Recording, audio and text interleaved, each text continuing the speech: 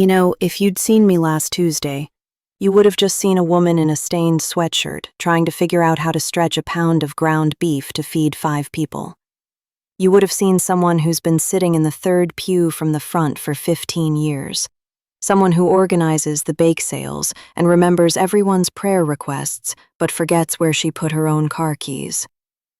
I'm 35, and most days I feel like I'm just a collection of schedules and laundry piles.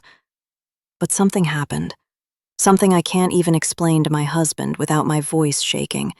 And I need to tell you, because I think maybe you're standing where I was. I think maybe you're feeling that same kind of blind that makes you want to just sit down in the dark and never get back up. I decided to go for a drive. I just needed to be somewhere where nobody needed a snack or a Band-Aid. I got into my old minivan, the one that smells like stale Cheerios and old gym bags, and I just drove. I headed out toward the old county road where the streetlights stop and the woods take over. I was crying, but it wasn't that pretty, cinematic crying. It was that ugly, snotty, gasping kind of grief. I was shouting at the dashboard. I told him, "I'm done, Lord. I am following you blindly, and I'm falling off a cliff. Give me something. Give me a sign that I'm not just talking to the upholstery." And that's when the world just tilted. Every second of what happened next is burned into my soul.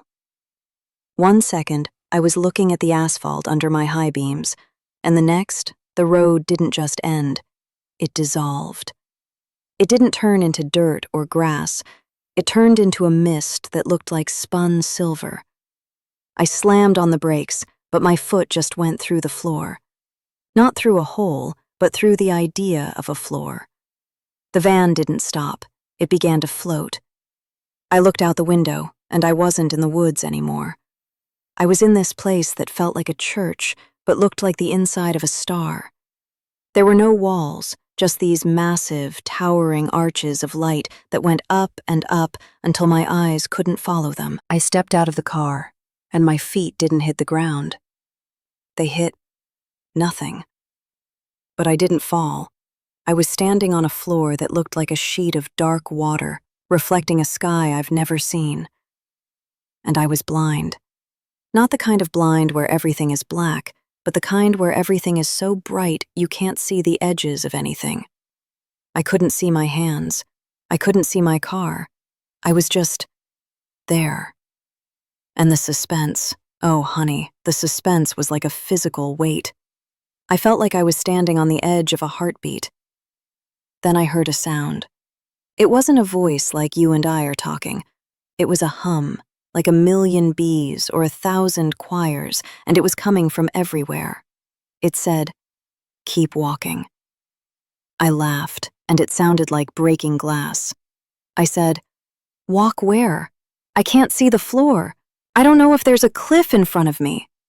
And the hum came back, so gentle it made my heart ache. "If you could see the floor, you wouldn't need me to hold you up." So I took a step.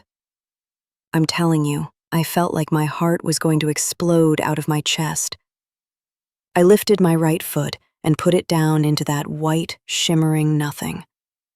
And the very second, not a millisecond before, but the very second my soul touched the space, a tile of solid, warm marble snapped into existence. It was etched with the name of my first son. I took another step, and another tile appeared. This one had the date of my wedding. I started to walk faster, and the tiles kept appearing, but the ones behind me were disappearing just as fast. I was walking on a bridge that was being built and destroyed in the same breath. It was surreal. I saw things flying past me in the mist, clocks that were running backward, old photographs of my parents, even the grocery list I'd written that morning. They were all just floating there, meaningless. The only thing that was real was the next step. And then I reached a point where the walking wasn't enough. The bridge stopped. I was standing on a single square of light, and in front of me was a gap that looked like it went on forever. It was just a great, yawning, violet-black void. The suspense in that moment, I can't even describe it. It felt like the world was holding its breath. I knew what he wanted. He didn't want me to walk anymore. He wanted me to jump. I stood there on that tiny square of light, me and my messy hair and my ordinary life, and I realized that my whole life I'd been playing church. I'd been believing in God as long as I could see the road, but this was the real thing. This was the blind belief the old folks at church used to sing about. I looked into that void, and for a second, I saw all my fears. I saw the bills, I saw the sickness, I saw the what-ifs that keep me awake at 3 a.m. They were all swirling in that dark. And then I heard it, just a whisper this time. I am already there. I didn't think. If I'd thought for one more second, I would have stayed on that square until I withered away. I just closed my eyes, which was funny because I couldn't see anyway, and I threw myself forward. I jumped into the absolute pitch-black unknown. I didn't hit the ground. I fell into a feeling. It was like being wrapped in a warm blanket straight out of the dryer, but 1,000 times better. It was the feeling of being completely known and completely loved at the same time. The suspense broke like a fever. I felt like I was being carried by a rushing river of peace. I saw colors that don't have names. I saw the way every prayer I'd ever prayed was woven into a tapestry that was so beautiful it hurt to look at. I realized that while I was worried about the ground beef and the electricity bill, God was busy managing the stars and the seasons of my soul.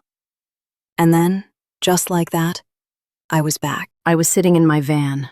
The engine was off. I was parked on the shoulder of the county road. The clock on the dash said 11:05 p.m. Only 5 minutes had passed. But I was different. My face was wet with tears, but my heart was quiet.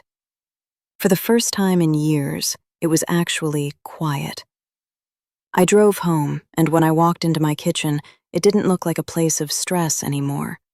It looked like a holy place. I looked at that pile of mail on the counter, and I didn't feel that cold knot in my stomach. I just put my hand on it and said, "Okay, Lord, you've got the tiles. I'll just take the steps." The next morning, I was folding laundry. The same old mundane stuff, right? When the phone rang. It was my sister. She's gone through some hard times, and we haven't talked in months. She was crying. She said, "I don't know why, but I woke up at 11 last night, and I just felt like I had to tell you that I'm sending you back that money I borrowed 5 years ago. I finally got a settlement, and I want you to have it today." It wasn't $1 million, but it was exactly, to the dollar, what we needed to get through the month. But you want to know the real miracle? It wasn't the money. The real miracle was that when she told me, I wasn't even surprised. I just looked at the kitchen floor and pictured those marble tiles. I'm telling you this because I know how heavy that blind feeling is. I know what it's like to feel like you're walking through a thick fog and you're about to trip over a cliff. But I'm 35 years old. I'm just a housewife who worries too much, and I am telling you, the fog is where he's hiding. The void is where he's standing. If you can see the way, you're looking at your own map. But if you're blind, if you're absolutely at the end of your rope and you can't see a single inch in front of you, then you're exactly where you need to be. Don't be afraid of the suspense. That's just the space between your prayer and his answer. Don't be afraid of the surreal feeling that your life is falling apart. Maybe it's not falling apart. Maybe it's just being rearranged. Every second you spend trusting him in the dark is worth more than a lifetime of walking in the sun. So tonight, when you're sitting at your kitchen table or lying in bed staring at the ceiling, and you feel like you can't see the next step, just lift your foot. Just take that one tiny, terrifying step of blind God belief. I promise you, the tile will be there. And if the path ends, jump. Because I've been there, honey. I've jumped into the dark, And I can tell you from the bottom of my heart, he is a very, very good catch. I see you there, in the back row of the church or sitting in your car in the driveway, wondering if any of this is real. I'm telling you, it's the only thing that is real. The bills are temporary. The stress is temporary. But that bridge of light, that's forever. So keep walking, keep jumping, and don't you dare let the darkness tell you that he's gone. He's just waiting for you to stop relying on your eyes so he can show you what he sees. You've got this, because he's got you. And I'm praying for you, truly. I'm praying that you'll feel that ozone and cedar in the air and realize that you're standing in a cathedral without walls and the King of the universe is holding your hand through every single second of the suspense. You know, if you'd seen me last Tuesday, you would have just seen a woman in a stained sweatshirt trying to figure out how to stretch a pound of ground beef to feed 5 people.